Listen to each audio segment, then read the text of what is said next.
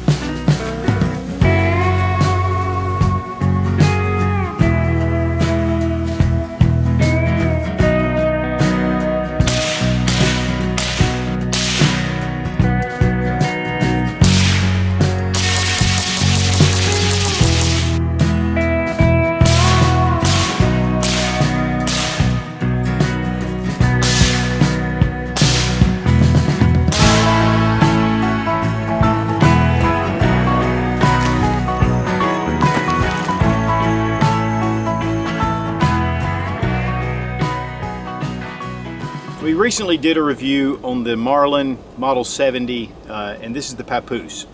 It's in stainless steel, it's got the synthetic stock.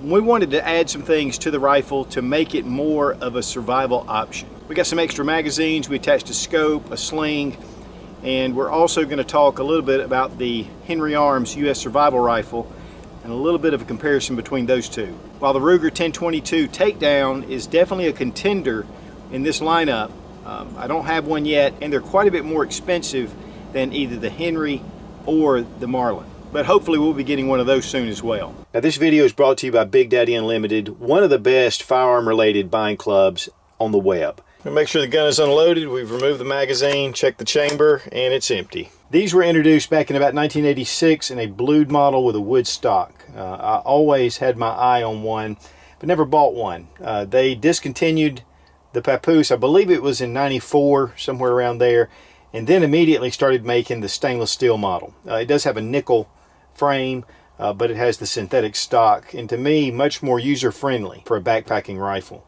Now, one of the best features of this rifle, of course, is its breakdown capability. And we have our barrel nut right here. If you tighten it down with the included spanner wrench, it's actually better, but if you need to do it quick, you can, and shoot it safely. Just not a whole lot of rounds. This just unscrews, pull your barrel right off. Here in the back there are two sleeves, one for your barrel, which is up front, and then one for your spanner wrench and other things. Slide it in the back. Then we take the rifle. Now with the scope it does add a little bit of room to it, but it's still doable as long as you don't get a large scope. Now honestly I would like to have had a smaller scope on here, but this is just what I ended up having, and it did work. But guys, I would recommend something a little more compact. And we just take it and zip it up. And that is a nice tiny package. But another added benefit is this thing floats. Okay, we're going to check to see if the case will float. One thing that I do know is that water will get in this case. There's some holes right here where the zipper comes together.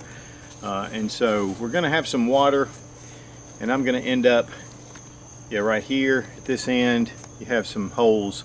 So we're going to clean it afterwards, but if you ever drop it, especially if you're boating, fishing, even camping or hiking, you can be near water. Or if you're at your pool and you're doing a little shooting. We're going to try it out.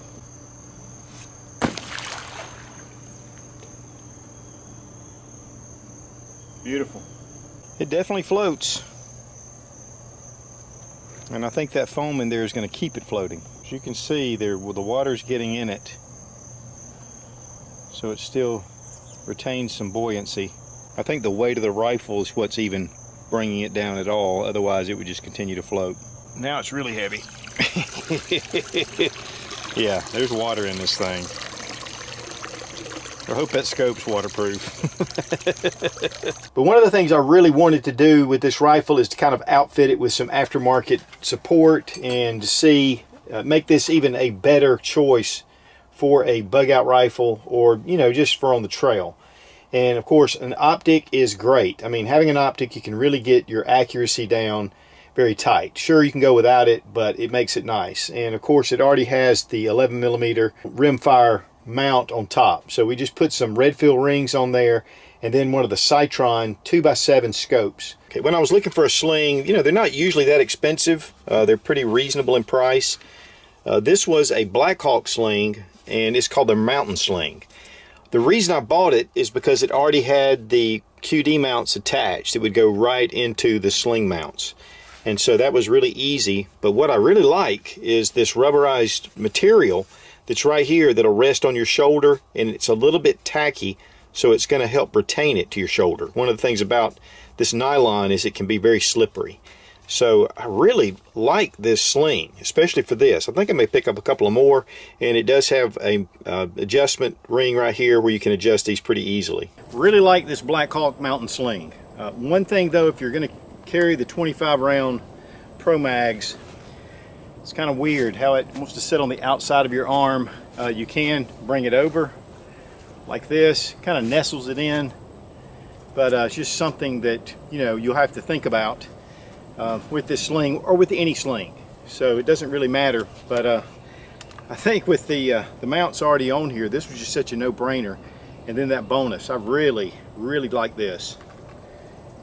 And the width is decent too. It doesn't dig into your shoulder.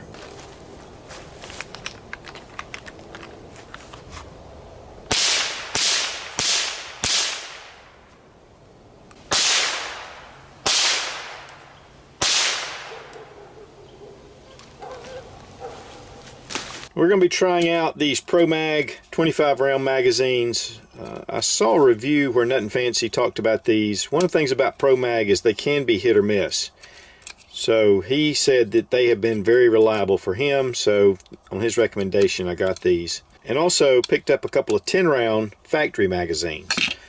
So just wanted to add it up a little bit. 7 rounds on the original, so it definitely gives it a little bit of a plus with the extra ammo.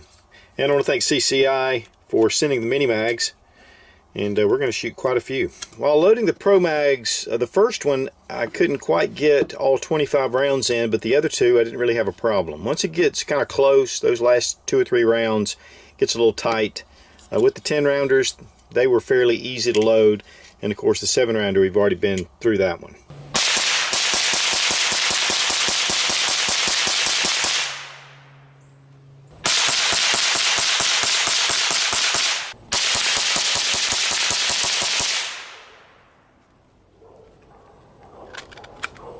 Now when it comes to the 25 round Pro Mags, they don't hold open on the last round. The bolt doesn't. Also, when you're removing the magazine, it's a little bit stiff, but I think over time that should work itself out. It connects really well. Had 0 malfunctions, but that's the only thing about it, is just no last round bolt hold open, and then also just a little stiff coming out.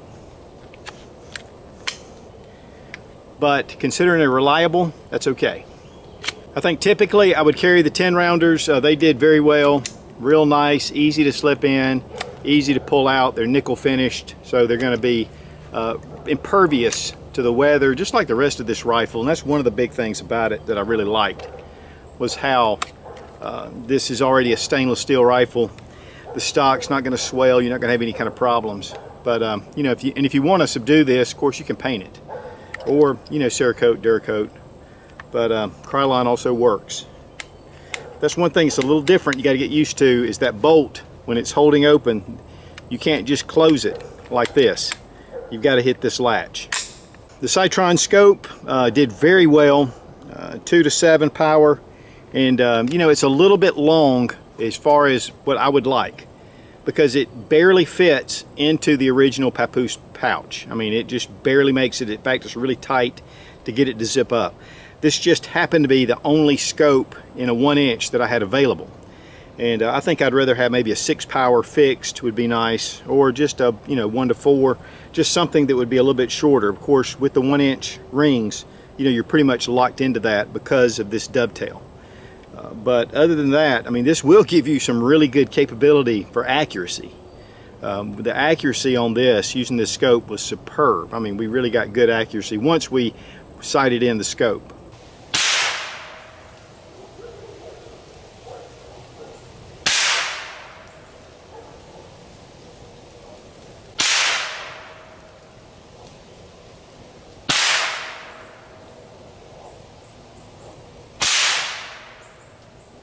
Of course, after sighting in the rifle, which we were getting good groups already, we're just shooting about a 1/4 of an inch high. That was 5-shot group at 25 yards.